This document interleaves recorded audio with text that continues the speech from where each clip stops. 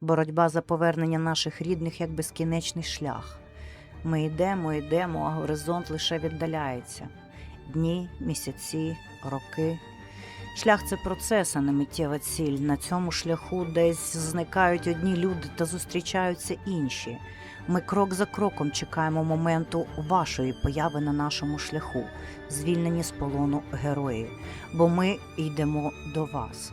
Нам конче необхідна ваша увага і ваша допомога. Подивіться, будь ласка, на світлини. Можливо, ви бачили цю людину в буцегарнях на Росії. Проєкт «Чекаю, шукаю, знайду».